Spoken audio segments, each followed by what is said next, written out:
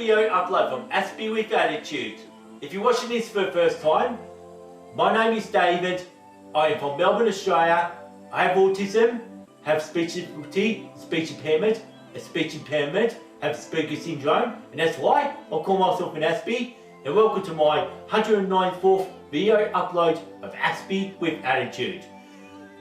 So if you wish to do more to support this channel, you can always do me a favour by subscribing to this YouTube channel, Aspie with Attitude. And also for my future uploads, you can always keep up to date by ringing this notification bell to keep up to date with Aspie with Attitude.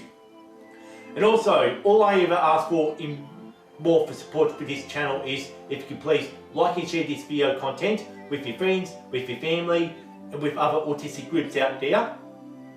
And what I do in this video is, I talk about autistic life hacks and politics affecting the autism community, and also I make a stand for autism rights and rights of all autistic individuals, and also I express my passion, my obsession and my special interests all in that video, whether it's the Lego and the plants and the clothes that I wear. And for this video content, this is going to be a life hack talking about autism and manipulation, and what does it feel if you're being manipulated, and the possible chance how somebody else could actually manipulate you. Well, maybe I'm manipulating you anyway. So let's just get on with it, shall we? So manipulating others is an emotionally unhealthy strategy that is used by other people who are incapable of asking for what they want and need in such a direct way.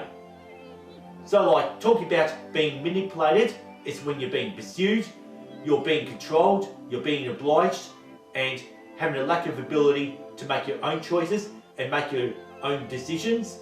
And it's when another person are pulling your strings like you're just some sort of puppet. That's what manipulation is. Well, as it happens, people who are autistic can be more vulnerable to being manipulated, depending if there's a lack of ability to recognise body language, facial expression, or the tone of voice. And this could be picked up by the person who's trying to manipulate another individual who is autistic. This could, for example, be a pushy salesman, or what I've mentioned back in episode 77, back on the 28th of September 2019, was called Who's Your Toxic Friends? Since I'll keep that thumbnail up there, well, his card to direct it there, I'd like to talk about a friend that I had in primary school called Chris. I've explained all in this episode, and how manipulative he was, how he actually took the advantage of my autism and my social deficit, and picked up on the fact that I was a pushover and maybe a person that I didn't want to be as a teenage kid, and having a way to keep me disconnected from who my friends were from high school. So you can hear all about that in episode 77. So I just don't want to talk about that anymore and keep this on the rear vision mirror all behind me. It's time to question yourself though. Okay, right. I want to bring up this one word called gaslighting. To explain what gaslighting is, it can be identified if a person is manipulating that may have us questioning the whole reality of being manipulated.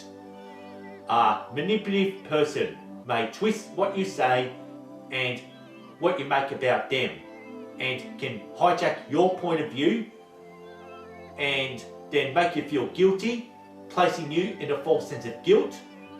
That's one way I can explain gaslighting just in this episode, since I did explain this back in episode 178.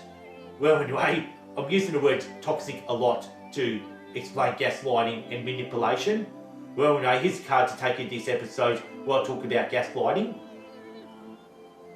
Now, just to get back on track then, most neurotypical individuals who are manipulative like to prey on autistic individuals due to circumstances that, if any body languages, facial expressions and tone of voices isn't recognised by the autistic individual. they may have the ability to take control, depending how cunning that the neurotypical manipulator is, and depends how they can understand how this individual's brains work, since that people who are autistic all thrive on, say, like routines and just the way they view the world. They'll take this to best advantage and try and dig up whatever weaknesses they can have just to get their hooks right into it. And those neurotypical manipulators, they like to target autistic individuals who are codependent and they lack self-control and lack self-esteem, especially if an autistic individual appears to be a real pushover.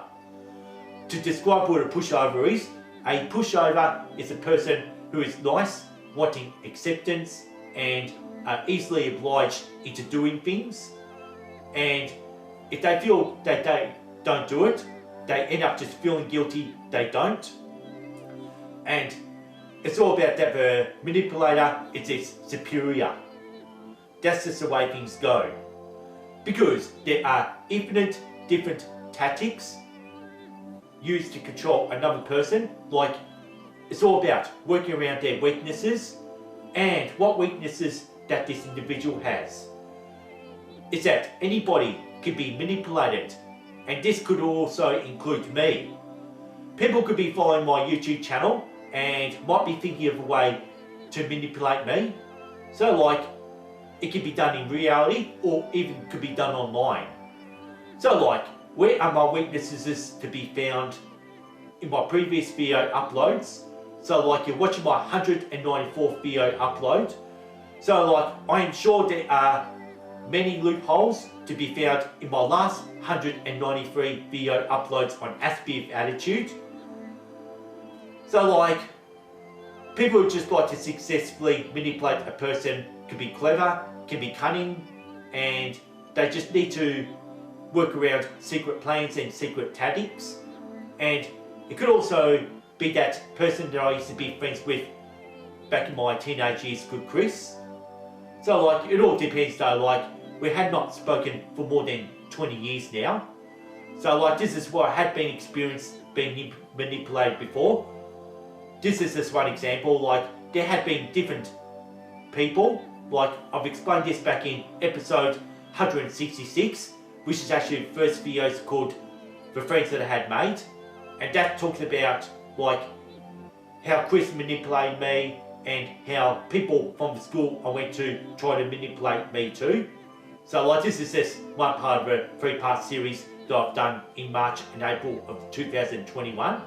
Yeah, anyway, here's another card here. Well, anyway, there you have it.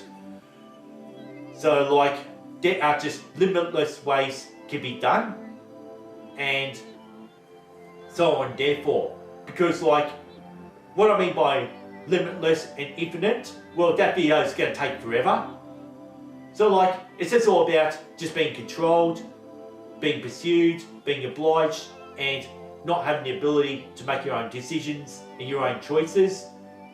And to be able to recognise this person's just controlling you, and just think of it like the manipulator being a puppet and me being the puppet. So like, I think I better sit down and I'm going to do the fidget spin nose trick, and I wouldn't mind pulling this one off with a dancing puppet on top of a fidget spinner for this. Yeah, puppets get manipulated. That's the purpose of the artwork in this video content. And I'd like to say, thanks for watching, thanks for listening to Aspie with Attitude, and I hope you understand how it feels to be manipulated. And peace and respect, and see you next time. Don't forget, I could also be manipulating you as well.